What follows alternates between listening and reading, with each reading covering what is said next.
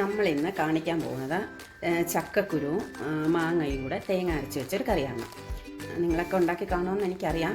പക്ഷേ ഞാൻ ഇതിനകത്ത് ഇന്ന് മുരിങ്ങക്കോൽ ഇല്ലാത്തതുകൊണ്ട് മുരിങ്ങക്കോൽ ഇടുന്നില്ല. നമുക്ക് ഇതിനകത്തോട്ട് മുരിങ്ങക്കോലും വേണമെങ്കിൽ ഇടാവുന്നതാണ്.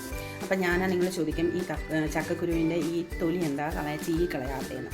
അപ്പം അത് നമുക്ക് ചീവി കളയണ്ട, അത് നമ്മുടെ ക്യാൻസർ രോഗത്തെ എല്ലാം പ്രതിരോധിക്കുന്ന ഒന്നാണ് എന്ന് പഠനങ്ങളൊക്കെ പറയുന്നു. പല ഡോക്ടേഴ്സും പറയുന്നു ഒരിക്കലും നിങ്ങളിതിങ്ങനെ ചീവി കളയരുത്, ഇതുപോലെ തന്നെയാണ് ഇടേണ്ടതെന്ന്. അതുകൊണ്ട് ഞാനിപ്പം എന്ത് കറി ചക്കക്കുരു കൊണ്ട് വെച്ചാലും അതൊന്നും കളയാറില്ല. അത് നിങ്ങളും ഇനി കളയണ്ട. കാരണം അത് നല്ലതാണെങ്കിൽ പിന്നെ അതും കൂടെ അത് വേറൊരു രുചി വ്യത്യാസമൊന്നും വരുന്നില്ല. അപ്പോൾ അത് കിടക്കട്ടെ എന്ന് വിചാരിക്കണം. അപ്പം നമുക്ക് പോയാലോ. നമ്മൾ ചക്കക്കുരു അത് മൂടി നിൽക്കുന്ന രീതിയിൽ നമ്മൾ വെള്ളം ഒഴിച്ചു കൊടുത്തു, കുറച്ച് മുകളിൽ നിൽക്കുന്ന രീതിയിൽ. ചക്കക്കുരുവിന് വേവ് ഉള്ളതുകൊണ്ട് നമുക്കത് വേവാനുള്ള വെള്ളം വേണമല്ലോ. അപ്പോൾ അതുകൊണ്ട് ഞാൻ വെള്ളം ഒഴിച്ചു കൊടുത്തു. ഇനി അതിലേക്ക് ഒരു പിഞ്ചളവിലാണ് ഞാൻ മഞ്ഞൾപ്പൊടി ചേർക്കുന്നത്. കാരണം ഞാൻ മിക്സിയിൽ അതിൻ്റെ അരപ്പ് റെഡിയാക്കുമ്പോൾ മഞ്ഞൾപ്പൊടിയും കൂടെ ചേർത്താണ് ചെയ്യുന്നത്. അപ്പോൾ അതുകൊണ്ട് ഒരു ചെറിയ അളവിലാണ് ഞാൻ മഞ്ഞൾപ്പൊടി ചേർത്ത് കൊടുത്തത്. ഇനി അതിലേക്ക് വേണ്ടത് ഒരു 5 പച്ചമുളക് ഒന്ന് പൊളന്ന് ചേർത്ത് കൊടുക്കും. ഒരു സവോള ഒന്ന് ചെറുതായിട്ട് നുറുക്കി അതും ചേർത്ത് കൊടുക്കും. ഇനി ഇത് ഞാനൊരു പാതി ഒന്ന് മൂടി വയ്ക്കുകയാണ്. അപ്പം ഇതിൻ്റെ മെയിൻ ഇൻഗ്രീഡിയൻസ് ആയ മാങ്ങ വരുന്നുണ്ട്. അപ്പം മാങ്ങ ഞാൻ ചക്കക്കുരു 2-3 തിള വന്നു കഴിഞ്ഞിട്ടേ ഇട്ട് കൊടുക്കുകയുള്ളൂ. കാരണം എന്നാന്ന് വെച്ച് കഴിഞ്ഞാൽ മാങ്ങ പെട്ടെന്ന് വെന്തലുത്ത് പോകും. അപ്പം ചക്കക്കുരുവിന് വേഗം നല്ല താമസമുണ്ട്. അപ്പം അതുകൊണ്ടാണ് മാങ്ങ കുറച്ച് കഴിഞ്ഞിട്ടിടുന്നത്. അപ്പം നമ്മുടെ ചക്കക്കുരു കറിയുടെ തിള നന്നായിട്ട് വന്നിട്ടുണ്ട്. ഇത് ഒരു മാങ്ങ ഞാൻ ഫുൾ എടുത്തിട്ടില്ല, എനിക്ക് പുളി കൂടുതൽ ഇഷ്ടമല്ലാത്തതുകൊണ്ട് ഒരു മാങ്ങയുടെ 3 സൈഡേ അരിഞ്ഞെടുത്തിട്ടുള്ളൂ. അപ്പം ഈ സമയത്ത് നമുക്ക് ഇത് ചേർത്ത് കൊടുക്കാം. ഒരു 1/2 സ്പൂണ് ഉപ്പും കൂടെ ചേർത്ത് കൊടുക്കാം.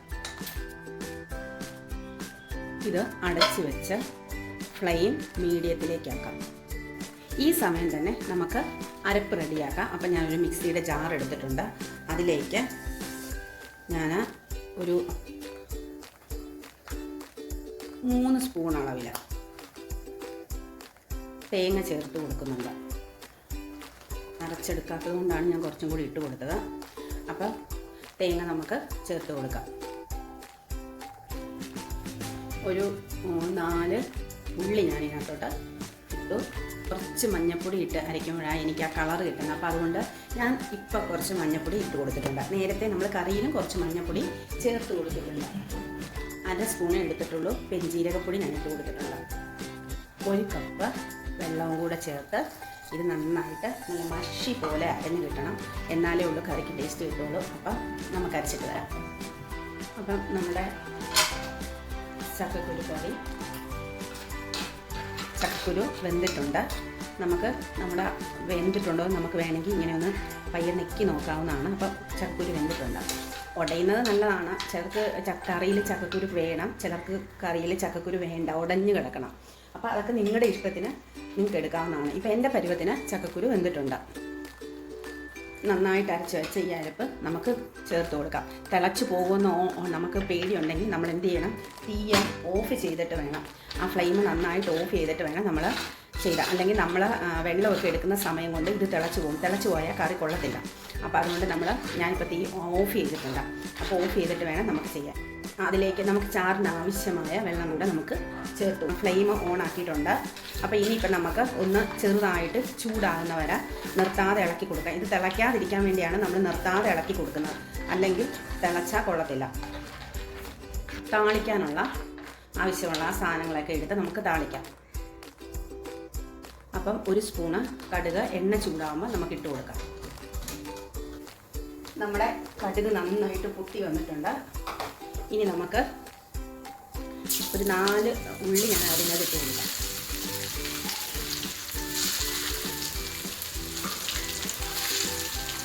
ആ ഉള്ളി മുത്ത് വരുന്നതിനോടൊപ്പം തന്നെ നമുക്ക് ഉണക്കമുളക് ഇട്ട് കൊടുക്കാം. എനിക്ക് ഉണക്കമുളക് ഒത്തിരി ഇഷ്ടമാണ്. ഇങ്ങനത്തെ ഈ മഞ്ഞക്കറിയിൽ കാണുന്നത്, അതുകൊണ്ടാണ് ഞാൻ കൂടുതൽ എടുത്തിരിക്കുന്നത്. 2 തണ്ട് കറിവേപ്പില അതും ഇട്ട് കൊടുക്കുന്നുണ്ട്. ഈ ഒപ്പം കറിവേപ്പില ഇട്ട് കൊടുത്താൽ ഒത്തിരി ആ ഉള്ളി മൂക്കാനുള്ളതുകൊണ്ട് ഒത്തിരി അങ്ങ് പൊട്ടിത്തെറിക്കുകയില്ല. അപ്പോൾ അത് നന്നായിട്ട് മൂത്ത് വന്നിട്ടുണ്ട്. ഈ പരുവത്തിൽ നമുക്ക് എടുത്താൽ മതി, അല്ലെങ്കിൽ കരിഞ്ഞു പോകും. അപ്പം നമുക്ക് ഇത് കറിയിലേക്ക് ഒഴിക്കാം. ഇത് നമ്മുടെ കറിയിലേക്ക് നമുക്ക് ഒഴിച്ചു കൊടുക്കാം. അപ്പം